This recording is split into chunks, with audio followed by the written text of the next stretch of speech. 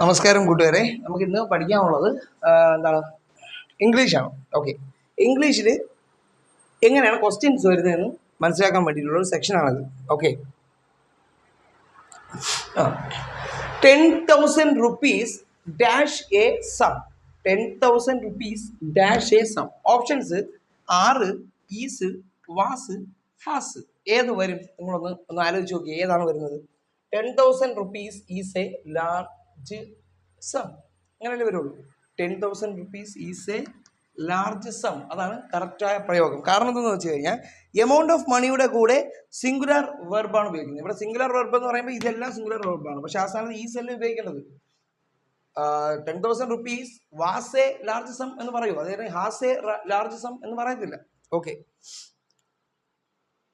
Okay അപ്പോൾ കറക്റ്റായൊരു ഉത്തരം ഇവിടെ ഓപ്ഷൻ ഇതാണ്, ഈസ് ആണ് വരുന്നത്. Okay, is. അടുത്ത ഒരു മാർക്കിന്റെ ഷുവർ ഷോട്ടാണ് ഏത്? Question tag. ഇത് നമ്മൾ ടോപ്പിക് വൈസ് എടുത്തെങ്കിൽ ഇത് നിങ്ങൾ പഠിക്കണം. നൺ ഓഫ് ദം, ഞാൻ അതിൽ പറഞ്ഞ അതേ ക്വസ്റ്റ്യൻ തന്നെ ചോദിച്ചിട്ടുള്ള ഒരു ക്വസ്റ്റ്യൻ ആണ്. None of them attended the function. English ഇങ്ങനെ പഠിക്കാൻ നിങ്ങൾക്ക് ഡൗട്ട് വരുന്ന സെക്ഷന് വേണ്ടിയിട്ടാണ് ഇങ്ങനെയുള്ള ക്ലാസ് ഇടുന്നത്. അപ്പം ലാർജ് സം ഓഫ് മണി എന്ന് പറഞ്ഞ് വരുമ്പോഴത്തേക്ക് അവിടെ ഈസേ ഉപയോഗിക്കാവൂ കേട്ടോ. എമൗണ്ട് ഓഫ് മണിയുടെ കൂടെ ഈസേ ഉപയോഗിക്കാവൂ. None of them attended the function. Question tag ഉറപ്പിച്ച് ചോദിക്കുന്ന ക്വസ്റ്റ്യൻ. അപ്പോൾ option did they, didn't they, don't they, do they, ഏത് വരുമെന്നാണ് ചോദിച്ചിരിക്കുന്നത്. നൺ ഓഫ് ദം, ദം അസ വന്നു കഴിഞ്ഞാൽ അവിടെ ദേ വരുള്ളൂ. ദേ അല്ലേ, അത് നമുക്കറിയാം. എല്ലാ ഓപ്ഷനിലും ദേ എന്ന് തന്നേക്കുന്നത്. ഇനി അറ്റൻഡഡ് എന്നാണ്. അറ്റൻഡഡ് അങ്ങനെയാണ് പറയുന്നത്. അപ്പോൾ അത് V2 ഫോം ആണ്. V2 ഫോം വന്നു കഴിഞ്ഞാൽ ഡിഡ് പ്ലസ് അറ്റൻഡ്, അതാണ് ഈ അറ്റൻഡഡ് എന്ന് പറയുന്ന വാക്ക്. അപ്പൊ ഇവിടെ വേറെ വെർബൊന്നും ഇല്ലാത്തതുകൊണ്ട് ഈ അറ്റൻഡഡ് ഇല്ല, ഡിഡ് എന്ന് പറയുന്ന സാധനമാണ് നമ്മൾ ചൂസ് ചെയ്യേണ്ടത്. പിന്നെ ഇവിടെ നെഗറ്റീവ് ആണ് ക്വസ്റ്റ്യൻ. നമ്മളെ ടാഗിന് മുമ്പുള്ള വേർഡ്സിൽ തന്നെ നെഗറ്റീവ് ഉണ്ട്. അപ്പൊ ടാഗ് പോസിറ്റീവേ വരൂ. അപ്പൊ എന്തേ വരൂ? ഡിഡ് ദേ ആണ് ഉത്തരം. Did they. ഇവിടെ വേറെ വെർബൊന്നും ഇല്ല. അതുകൊണ്ട് ഈ എന്താണ് ഈ V2 ഫോമിലുള്ള വെർബ് നമ്മൾ കിടക്കുന്നു. V2 ഫോമിലുള്ള വെർബാണ് വരണമെങ്കിൽ ഡിഡ് ദേ വരുള്ളൂ. ഡിഡിന്റെ കൂടെ നൺ ഓഫ് ദം ആയതുകൊണ്ട് ഡിഡ് ദേ, ദേ എന്ന് വരും. കാരണം അവിടെ ഡിഡിന്റെ വരാത്ത കാരണം ഇവിടെ ക്വസ്റ്റ്യൻ ആൾറെഡി എന്ത് ചെയ്തു? ടാഗ് പോസിറ്റീവേ വരും. കാരണം ക്വസ്റ്റ്യനിൽ തന്നെ ആദ്യമേ നെഗറ്റീവ് വേർഡ് ഉണ്ട്. ഓക്കെ, അടുത്തത് ഇവിടെ കൊടുത്തിട്ടുണ്ട്. A dash of cattle is passing through forest. അപ്പൊ കാറ്റിലിന്റെ കൂട്ടത്തെ എന്ത് പറയുന്നു എന്നാണ് question. Options herd, fleet, team, none of the above. കാറ്റിലിന്റെ കൂട്ടത്തെ ഹേഡ് എന്നാണ് പറയുന്നത്.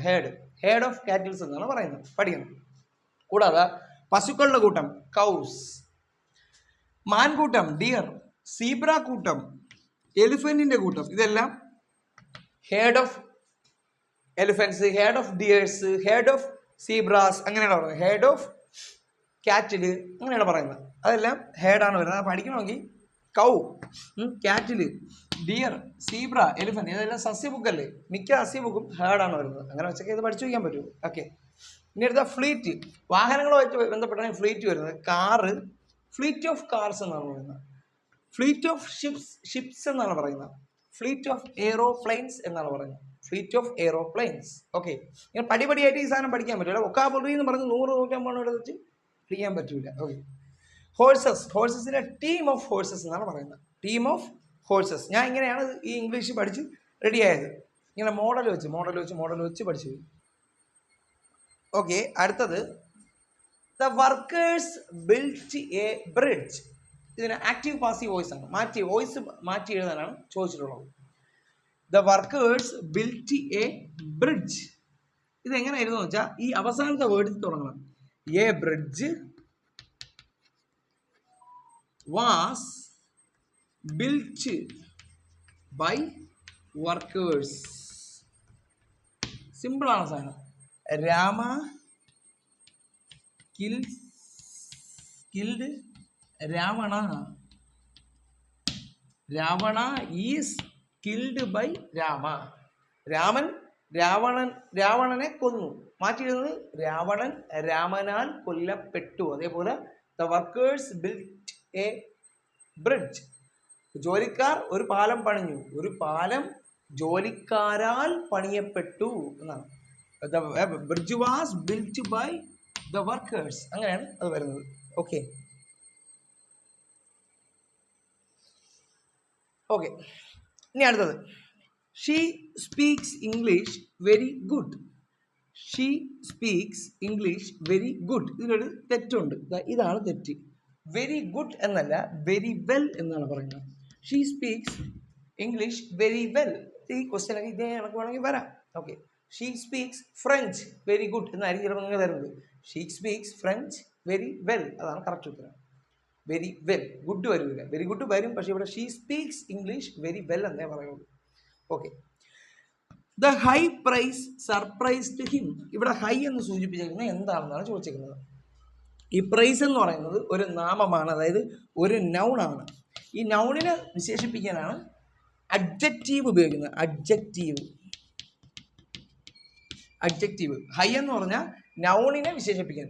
ഉയർന്ന വില, ഉന്നത വില. അപ്പം വിലയെ ഉന്നത വില എന്നല്ലേ പറയാം, താഴ്ന്ന വില, ഉന്നത വില. അപ്പം അതിനെ സൂചിപ്പിക്കാൻ വേണ്ടിയിട്ടാണ് ഹൈ ഉപയോഗിച്ചിരിക്കുന്നത്. ഹൈ എന്ന് പറയുന്നത് അഡ്ജക്റ്റീവാണ്, നൗണിനെ വിശേഷിപ്പിക്കുന്നത്, നാമവിശേഷണം എന്ന് പറയും. ഇനി സർപ്രൈസ്ഡ് എന്താണ്? വെർബാണ് അല്ലേ, വെർബ്. അതിനെ വിശേഷിപ്പിക്കാൻ എന്തെങ്കിലും ഇവിടെ ഉണ്ടാ? ഇല്ല. അതിനെ വിശേഷിപ്പിക്കാൻ എന്തെങ്കിലും ഉണ്ടായിരുന്നെങ്കിൽ അത് ആഡ് വെർബായിട്ട് വരും. എന്താണ്? ആഡ് വെർബായിട്ട് വരും. ശ്രദ്ധിക്കുക, ആഡ് വെർബ്.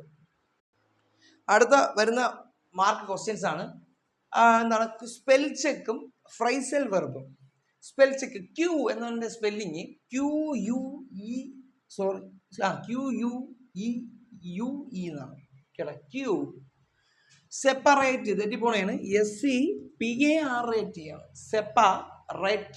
സെപ്പറേറ്റ്. എക്സലൻസ്, എക്സലൻസിന് 2 L ഉണ്ടാ 2 C ഉണ്ടാ എന്നൊക്കെ പറഞ്ഞ ഡൗട്ട് വരും.